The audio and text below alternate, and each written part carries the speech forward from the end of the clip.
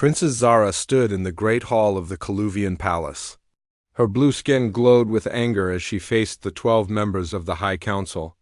They sat high above her on their crystal thrones, looking down with cold eyes. "You question our ways again, princes?" asked Elder Drax, his voice echoed in the vast chamber. "You suggest we make peace with humans?" Zara did not lower her gaze.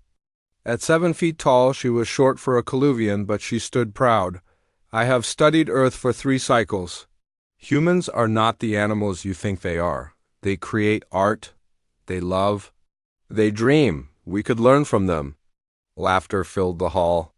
Elder Drax waved his 6-fingered hand. "Learn from humans? They still burn fossil fuels. Their bodies are fragile. They live less than 100 years. Yet they have survived wars, plagues, and climate change," Zara said. "They are stronger than you think." Emperor Krotek, Zara's father, leaned forward on his throne. Unlike the others, he did not laugh. His face showed only disappointment. "My daughter, this obsession with Earth must end. You are the youngest of my children, but you are still royal blood. It is time you accepted your place." Zara felt her skin pulse with light, a sign of emotion that she could not hide. "Father, I only wish to serve our empire. War with Earth would cost us greatly. The humans—" "Enough," Elder Drax stood. "Emperor, your daughter needs to learn respect. I propose a punishment." The council members nodded in agreement. Zara's older sister, Princess Vex, smirked from her seat near their father, Emperor Krotek. Sighed. "What do you suggest, Elder Drax?" Drax's mouth twisted into what Coluvians called a smile, but looked more like a grimace. "Princess Zara loves humans so much? Then send her to live among them. Not as a royal guest, but as a diplomat of the lowest rank." Gasps filled the room. Such an assignment was beneath any member of the royal family. "I accept," Zara said quickly, before her father could respond. Emperor Krotek raised his hand for silence. "It is decided then. Zara will go to Earth as a junior diplomatic observer. She will live with a human host and learn their ways firsthand." Elder Drax was not finished. "Not just any human. I have selected one already, a male named Alan Wright. He's not important, not rich, not powerful. Just an ordinary human from their North American region." The council chamber filled with laughter again. Princess Vex spoke up. "How perfect! When Zara returns, crying about how primitive and disgusting humans are, perhaps then she will appreciate her place here." Zara kept her face calm, though her skin dimmed to a deeper blue. "When shall I leave?" "Tomorrow," her father said. "A small ship will take you to Earth. You will have no royal guards, no servants, only the basic tools needed for your position." Princess Zara bowed and left the council chamber. As the heavy doors closed behind her, she let out a breath she had been holding. The council thought they were punishing her. They did not know this was exactly what she wanted, a chance to study humans up close. In her private rooms, Zara packed only what she needed. Her royal dresses and jewels would stay behind. Instead, she chose simple clothes that would help her blend in, though nothing could hide her blue skin, her height, or the small ridges on her forehead. Her personal servant, Lumi, watched with sad eyes. "Princess, this punishment is too harsh. Humans are dangerous. Their planet is dirty and loud." Zara touched a small screen on her wall, and an image of Earth appeared: blue oceans, white clouds, green and brown land. "It is beautiful, Lumi, and the humans have something we have lost. What could those short-lived creatures possibly have that we don't?" "Passion," Zara said. "They feel everything so deeply because their lives are brief. We Coluvians live for centuries, but we have grown cold. We don't create art anymore. We don't fall in love. We just exist." Lumi shook her head. "The council expects you to fail. They think you will beg to come home within 1 Earth year." Zara's skin glowed brighter. "Then I will surprise them." The next morning, Princess Zara stood on the launch pad beside a small ship. Her father came to see her off, without the council members present. "Daughter, you could still refuse this punishment," Emperor Krotek said quietly. "It is not a punishment to me, father."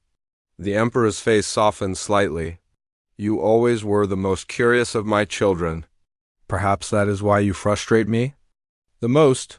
He handed her a small crystal pendant. Take this. If you are ever in true danger, it will alert me. Zara took the pendant and hung it around her neck. Thank you, Father. One more thing, he said. The human Alan Wright does not know who you really are. The Council told Earth's leaders you are a minor diplomatic officer. They want you to experience life as an ordinary Coluvian. Zara nodded. This was better than she had hoped. No special treatment, no walls between her and true human culture Daz. Her ship rose into the sky. Zara watched her home planet grow smaller. Coluvia was beautiful, with its crystal cities and purple skies. But after 28 years of life there, she was ready for something new. The journey to Earth took 3 days in the small but fast ship. Zara spent the time studying human customs, languages, and behaviors. Though the universal translator would help her communicate, she wanted to understand the nuances of human interaction. When the ship entered Earth's atmosphere, Zara felt her hearts beating faster. The ship's computer spoke, approaching landing coordinates. North American region, state of Colorado. Through the viewport, Zara saw mountains, forests, and then small clusters of buildings. The ship slowed and descended toward a house on the edge of a small city. This would be her new home, the residence of Alan Wright, the human who had no idea his new guest was a princess. The ship landed softly in an open area behind the house. Zara took a deep breath of recycled air, then put on her breathing mask. Though Earth's atmosphere was safe for Coluvians, she would need time to adjust. Ready for extraction, she told the ship's computer dot as the door opened and the ramp extended. Zara saw a human male waiting. He looked small to her, perhaps 5.5 feet tall, with light skin and dark hair. He wore what her studies identified as formal clothing, a suit with a tie. Princess Zara of the Coluvian Empire took her first step onto Earth soil. The Council had meant to punish her, to humiliate her. Instead, they had given her exactly what she wanted. Now, she just had to make sure they never found out how happy she was about it. Alan Wright watched as the blue alien walked down the ramp from her ship. His heart beat fast in his chest. After weeks of government briefings, strange men in suits visiting his house, and signing more papers than he could count, the moment had finally arrived. He was meeting an actual alien. Hello, he said, his voice shaking a little. I'm Alan Wright. Welcome to Earth. Princess Zara touched the small device at her throat. I am Zara of Caluvia. Thank you for hosting me. Her voice sounded almost normal through the translator, with just a slight metallic echo. Alan noticed people gathering at the edge of his yard. Neighbors stood behind the temporary fence the government had put up that morning. Some held phones to take pictures. 2 men in black suits kept them back. Would you like to come inside? Alan asked. It's more private there, Zara nodded and followed Alan into his house. She had to duck to get through the doorway. Once inside, she looked around with interest. Alan saw his home through her eyes, the simple furniture, the bookshelf, the pictures on the walls. It was a normal house for a man who worked for the government, but to an alien princess it must have seemed very strange. This is your dwelling? Zara asked. Yes, my house. I live alone, so there's plenty of room? Alan pointed to a hallway. I prepared the guest room for you. The government people helped make the bed bigger. Zara followed him to a room with a large bed, a desk, and a window looking out at the mountains. This will be acceptable, she said. Alan noticed she was still wearing a small mask over her mouth and nose. Is our air bad for you? I must adjust slowly. In 3 Earth days I will not need this. She touched the mask. Your gravity is also lighter than my home. It feels strange. Alan had been told she would need time to adapt, but no one had explained much else about Coluvians. Are you hungry? Thirsty? I wasn't sure what you eat. I brought supplements, Zara said. But I am curious to try Earth food. My research says many things are safe for Coluvians to eat. Alan led her to the kitchen. How about some fruit to start? Apples are simple. He washed an apple and handed it to Zara. She studied it, then took a small bite. Her eyes widened, and the blue of her skin seemed to glow brighter. "This is ... sweet," she said. "We do not have such flavors on Kaluvia." Alan smiled for the first time since she arrived. "Wait until you try chocolate." Over the next few days, Alan and Zara fell into a routine. Each morning, they would eat breakfast together. Zara tried new foods each day: toast with jam, orange juice, scrambled eggs.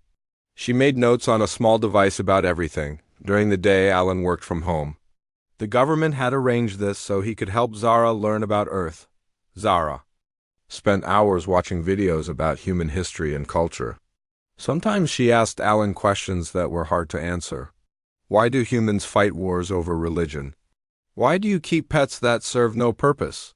Why do you cry during sad movies when you know they are not real? Alan did his best to explain. "Humans are complicated," he often said. On the fourth day, Zara removed her breathing mask. "Your air is acceptable now," she said. Without the mask, Alan could see more of her face. Her lips were darker blue than her skin, and her teeth were white like a human's, but straighter and more perfect. That evening, they sat on Alan's back porch. The government agents still guarded the property, but they stayed far enough away to give them privacy. "Tell me about your home," Alan said. Zara looked up at the stars. "Kaluvia is the third planet in our system. Our cities are built from crystal that we grow, not build. The sky is purple at day, black with 2 moons at night. It sounds beautiful." "It is." Zara was quiet for a moment. "But my people have lost something. We lived for centuries, so we no longer feel urgency. We do not create art or music anymore. We do not fall in love." Alan was surprised. "Never?" "Kaluvians choose mates based on genetic matching. Royals like my family mate to form alliances between great houses." Zara's skin dimmed slightly. "I was to be matched with the son of a council elder next year." "Wait, royals? You're royal?" Zara looked at him. "Did your government not tell you?" "I am Princess Zara, daughter of Emperor Krotak." Alan felt his mouth fall open. "They told me you were a diplomatic observer." "Like an intern," Zara made a sound that might have been a laugh. "The council sent me here as punishment for suggesting peace with humans. They think living with humans will show me how primitive you are." Her skin brightened. "They do not know I wanted to come." Alan didn't know what to say. He was hosting an alien princess, and no one had told him. Over the next weeks, Zara learned more about human life. She watched movies with Alan, asked about his work, and even tried cooking simple meals. Alan taught her to play card games and how to use the internet. One day, a package arrived from the government. Inside was an invitation. "They want us to attend a diplomatic dinner," Alan said. "At the state capitol. Important people will be there." Zara seemed excited. "I will wear my formal attire." On the night of the dinner, Alan wore his best suit. When Zara emerged from her room, he could not help but stare. She wore a long dress that seemed to be made of flowing metal, changing colors as she moved. On her head was a small crown of crystal. "Now you look like a princess," Alan said. "On Kaluvia, this would be simple clothing," Zara replied. "But I wish to honor your world's occasion." The government sent a large card to take them to the dinner. As they drove, Alan felt nervous. He was just a mid-level government worker who happened to have a spare room and security clearance. Now he was taking an alien princess to meet the governor. At the dinner, people stared at Zara. Some looked afraid, others curious. The governor greeted them warmly. "Princess Zara, we are honored by your presence on Earth," he said. As they ate dinner, important people asked Zara questions about her world. She answered with grace and wisdom. Alan watched her, feeling proud somehow, even though he had done nothing but provide a room. Later that night, as they drove home, Zara was quiet. "Did you enjoy the dinner?" Alan asked. "The humans there were not like you," she said. They asked about Kaluvian technology and resources. "You ask about our art and feelings. Well, I'm not important like them." Zara turned to look at him. "On Kaluvia, importance is measured by power. Here on Earth, I am learning it can be measured in other ways." When they got home, Zara stood in the doorway of her room. Alan Wright, I am glad the council sent me to you and not someone important. As she closed her door, Alan felt something strange in his chest. The alien princess was becoming his friend, and he was beginning to care what she thought of him. Life had become very complicated since the spaceship landed in his backyard. 3 months passed since Zara arrived on Earth. The government agents no longer guarded Alan's house every day. Neighbors stopped taking pictures when Zara went outside. Life became almost normal, if living with an alien princess could ever be normal. Zara sat in the garden behind Alan's house. She wore simple earth-clothes jeans and a large sweatshirt. Her blue skin glowed in the sunlight as she wrote on her datapad. Every week she sent reports back to Kaluvia. The council wanted to know about human weaknesses.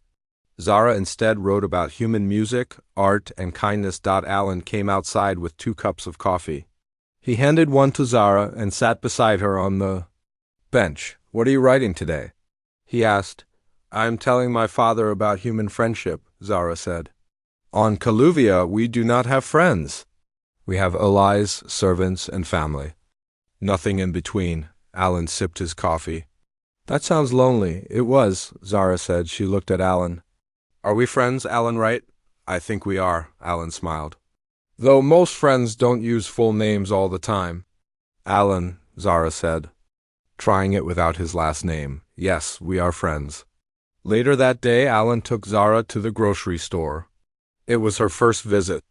Before, Alan had always shopped alone, bringing back new foods for Zara to try. There are so many choices, Zara said, looking at the rows of food.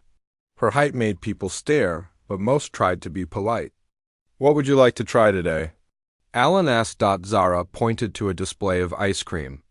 That humans in movies often eat it when they are sad. You don't have to be sad to eat ice cream, Alan laughed. It's just good anytime. They bought chocolate ice cream and more groceries. At the checkout, the cashier smiled at Zara. I saw you on the news, she said. Welcome to Earth. Thank you, Zara replied. Her skin brightened with pleasure. Back at home, Alan showed Zara how to eat ice cream. She took one bite and her eyes grew wide. This is wonderful, she said. Why did no one tell me about this before? Alan laughed. I can't believe your advanced civilization doesn't have ice cream. We have efficient nutrition, Zara said. Not pleasure food. She took another bite. Your way is better. That night, they watched a movie about 2 people who fell in love, despite coming from different worlds. Why do they fight their feelings? Zara asked. If they want to be together, they should be together. It's not always that simple, Alan said. People worry about what others think. About whether it will work. Zara turned to look at him. Humans make things very complicated. Alan felt his face grow warm under her gaze. He had been trying not to think about how much he enjoyed Zara's company, how her laugh made him happy, how beautiful her blue skin looked in sunlight. The next morning, Alan received a call from his boss. The Kaluvian High Council wants a progress report on Princess Zara, his boss said. They've sent someone to check on her. When? Alan asked. Today, a Kaluvian named Drax will arrive in 2 hours. Alan found Zara in the garden. Someone from your world is coming, an elder named Drax. Zara's skin darkened with worry. Elder Drax? He is the one who suggested sending me here as punishment. What does he want? To see if I am suffering, Zara said. To prove he was right about humans.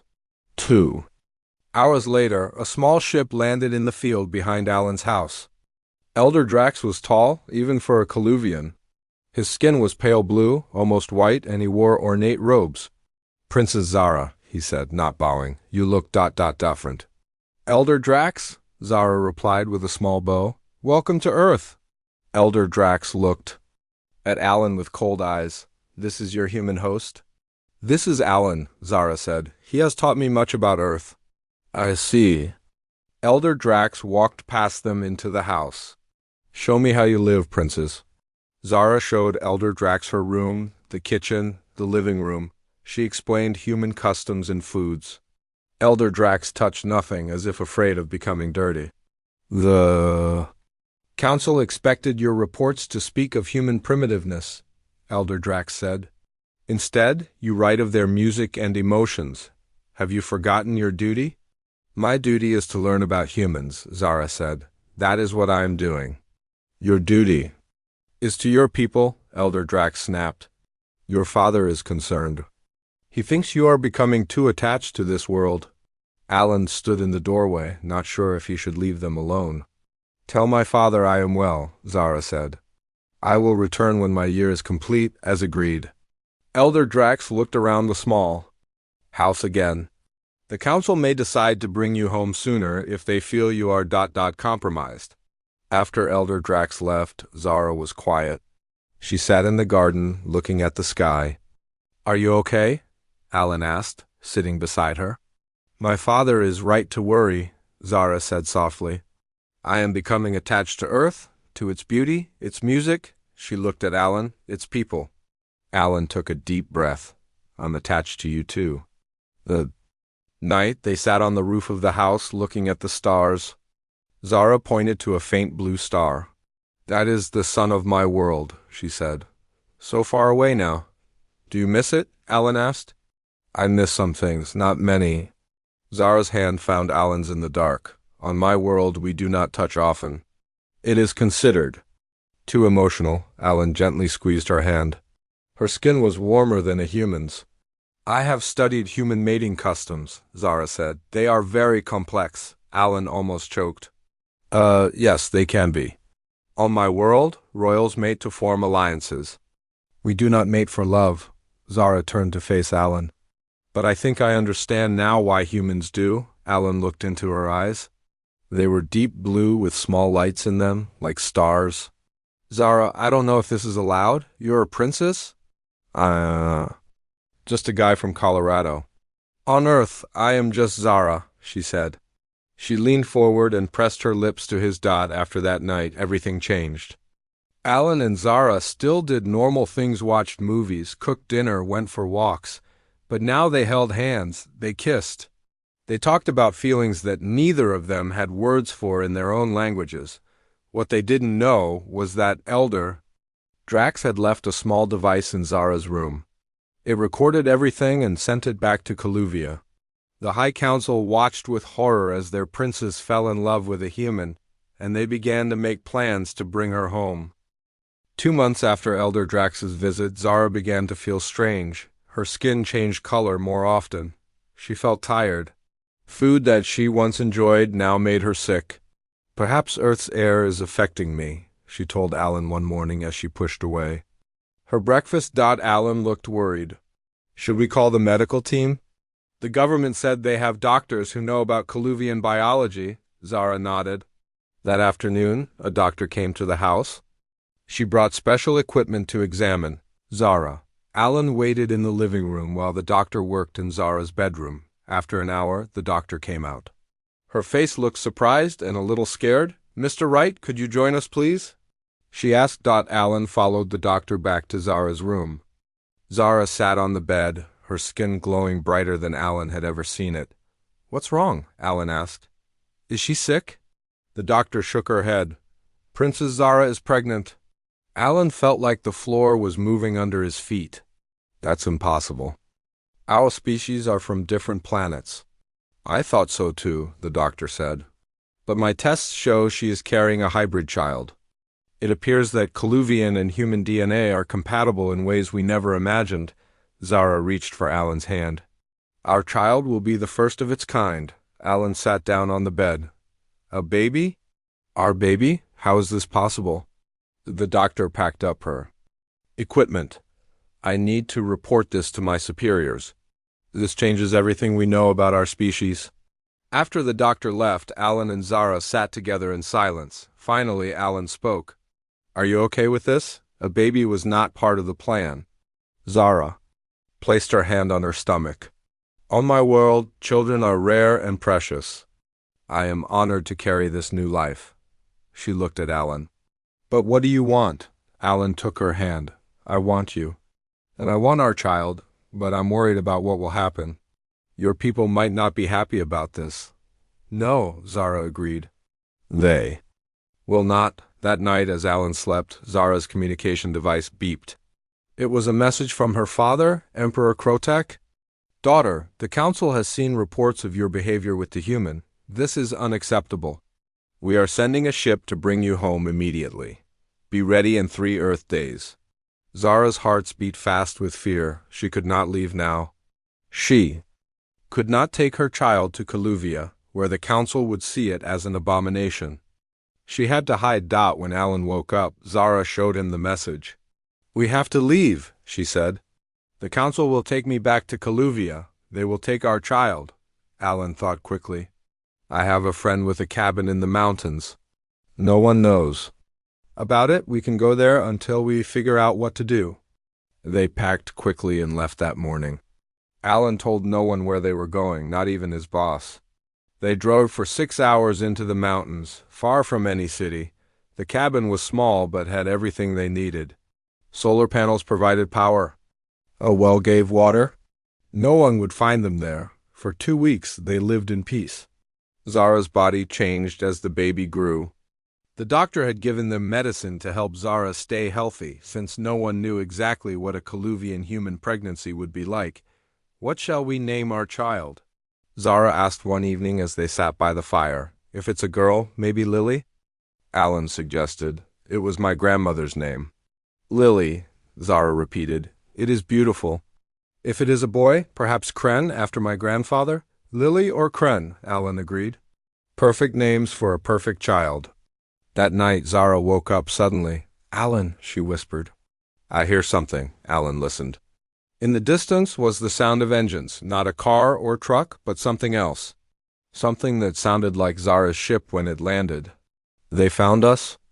Alan said. He looked out the window and saw lights in the sky. We need to run, but it was too late. The lights were getting closer. 3 Kaluvian ships landed in the clearing near the cabin. Soldiers in shining armor came out, carrying weapons. Alan and Zara hid in the back room of the cabin. Zara touched the crystal pendant her father had given her. Father, she whispered to it, please help us. I carry your grandchild. The soldiers broke down the door of the cabin. Their leader stepped inside. Princess Zara, he called. By order of the High Council, you must return to Kaluvia. Alan stood in front of Zara. She's not going anywhere. The soldier raised his weapon. Step aside, human. This does not concern you. It concerns me very much, said a new voice. A tall Kaluvian in royal robes entered the cabin. It was Emperor Krotek, Zara's father. Father! Zara moved from behind. Alan, Emperor Krotek saw his daughter, saw the changes in her body. The reports are true then. You carry a child. Your grandchild, Zara said. Part Kaluvian, part human. The Emperor looked at Alan. You are the father? Alan nodded, too afraid to speak. Emperor Krotek turned to his soldiers. Leave us. When they were alone, the Emperor sat down on one of the simple chairs in the cabin. He looked tired. The council wanted me to bring you home and end this pregnancy, he said. They fear what this child might mean. Zara's hands protectively covered her stomach. And what do you want, father? I want my daughter to be happy, he said softly. I have watched your reports. I have seen how you changed on this planet. How you found something we have lost. Love, Zara said. I found love. Emperor Krotek looked at Alan. Do you love my daughter, human? Yes, Alan said without hesitation. With all my heart. The Emperor was quiet for a long time. Then he stood. The council does not know I came personally, he said. They think I sent only soldiers. I will tell them we could not find you. Zara's eyes filled with tears. Thank you, father. But you cannot hide forever, the Emperor continued. This child will change everything between our worlds. You must. Be ready. After the Emperor left, Alan held Zara close. What happens now? Now we prepare, Zara said. Our child will need both worlds. We must find a way to make peace between them. That night, they slept better than they had in weeks. They were safe, for now. And they had an unexpected Ilya the Emperor himself, but the High Council would not give up so easily. And Elder Drax would be furious when he learned that the Emperor had betrayed them. The final battle for their family was still to come. 3 months passed. Zara grew bigger as the baby inside her grew. Alan turned the cabin into a proper home. Emperor Krotek sent them supplies in secret. Life was peaceful, but they knew it would not last. One cold morning, Zara woke up in pain. "Alan," she gasped, "the baby is coming." Alan had prepared for this moment. He called the doctor who had examined Zara before. She arrived 2 hours later with a small team. "This will be the first Coluvian human birth in history," the doctor said. She looked excited and nervous. The labor was long. Zara's blue skin turned, almost white with pain. Alan stayed by her side, holding her hand. "You can do this," he told her. "You are the strongest person I know." After 16 hours, their daughter was born. She had light blue skin, not as bright as Zara's, but not as pale as a human's. Her eyes were brown like Alan's, but they had small lights in them like Zara's. Her tiny hands had 5 fingers, not 6 like a full Coluvian. "She's beautiful," Alan whispered, tears in his eyes. "Lily," Zara said, holding her daughter. "Her name is Lily." The doctor checked the baby carefully. "She is healthy, a perfect mix of both species." News of Lily's birth reached Earth's leaders. They sent representatives to meet the child. They also reached out to Caluvia with a message. The birth of this child could begin a new era of peace between their worlds. Emperor Krotek wanted to meet his granddaughter, but the High Council forbade it. They called the child an abomination. Elder Drax was especially angry. "This child threatens everything," he told the council. "If humans and Coluvians can have children together, then we are not as different as we thought." "Our claims of superiority are weakened," the council agreed. They sent a message to Earth. Princess Zara must return to Caluvia immediately. The child would be studied and then placed in a royal education center away from its human father. When Alan and Zara received this message, they knew they had to act. "We cannot run forever," Zara said, looking at their sleeping daughter. "Lily deserves a real life, not one in hiding." Alan nodded.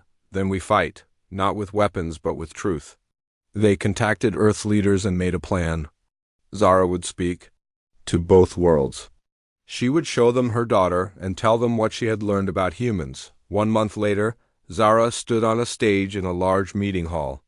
Leaders from Earth sat on one side. On screens around the room, the Coluvian High Council watched from their world. Alan stood beside Zara, holding baby Lily. Cameras broadcast the event to both planets. "People of Earth and Caluvia," Zara began. "I am Princess Zara, daughter of Emperor Krotek. I was sent to Earth as punishment for suggesting peace between our worlds. The council thought living among humans would show me how primitive they are." Elder Drax's face on the screen looked angry, but he could not stop her from speaking. "Instead, I found beauty here. I found art and music. I found that humans feel deeply, love strongly, and care for each other in ways we Coluvians have forgotten." Zara looked at Alan and Lily. "And I found love." The room was silent. Zara continued.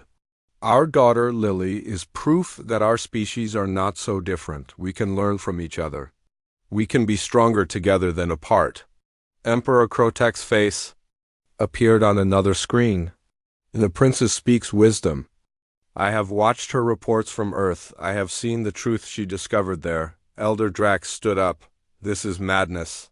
Humans are beneath us. This child is an error, a mistake of biology." "No," Zara said firmly. "My daughter is not a mistake. She is the future. She carries the best of both worlds in her blood." Alan stepped forward. "I'm just a regular guy from Earth. I never expected to fall in love with a princess from another planet. But I did, and our love created something wonderful." He held Lily higher so everyone could see her. "Look at her. She's perfect. How can anyone call her a mistake?" Lily chose that moment to wake up. She opened her eyes and looked around. The lights in her eyes seemed to glow. She made a small sound, not quite a laugh, but close. Something changed in the room. The human leaders smiled. Even some of the Coluvian Council members looked touched. Emperor Krotek spoke again. "I propose a new agreement between our worlds. Not based on fear or power, but on understanding and respect. My granddaughter deserves to know both sides of her heritage. Elder Drax and his supporters tried to object, but they were outnumbered. The council voted. The result was close, but in favor of the Emperor's proposal. 1 year later, Alan and Zara stood in a new building. It was the first Coluvian embassy on Earth, and they lived there with Lily. Zara was now the official ambassador from Coluvia. Alan worked alongside her, helping humans understand Coluvian culture. Lily took her first steps on the day the embassy opened. She walked from Zara to Alan, her small hands reaching out. Her skin glowed with happiness. "She's going to change everything," Zara said, watching their daughter. "She already has," Alan replied. On Coluvia, children now learned about Earth in school. Human art hung in Coluvian galleries. Humans learned about Coluvian science and medicine. The two worlds were different, but they were finding ways to work. Together, Emperor Krotek visited Earth to see his granddaughter. Even Elder Drax eventually came, though he still looked uncomfortable around humans. "They sent me to a human to punish me," Zara told her father as they watched Lily play. "They mocked me by making me live with someone they thought was beneath me? And now?" the Emperor asked.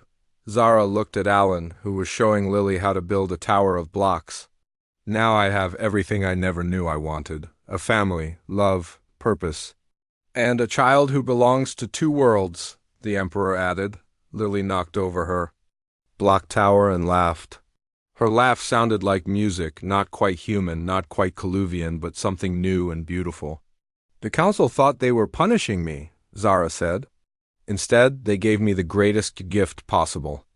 Later that night, as Lily slept in her crib, Alan and Zara stood on the balcony of the embassy, looking at the stars. "Do you ever regret it?" Alan asked. "Coming to Earth? Everything that happened?" Zara took his hand. "Never. They mocked me by sending me to a human." She smiled. "Now the alien princess has a child, a home, and a purpose greater than any I could have had on Coluvia. And a human who loves you," Alan added. "That," Zara said, kissing him, "is the very best part." Above them, the stars of two worlds shone. Down on a family that no one had ever imagined possible, a family that was changing the universe, one small step at a time.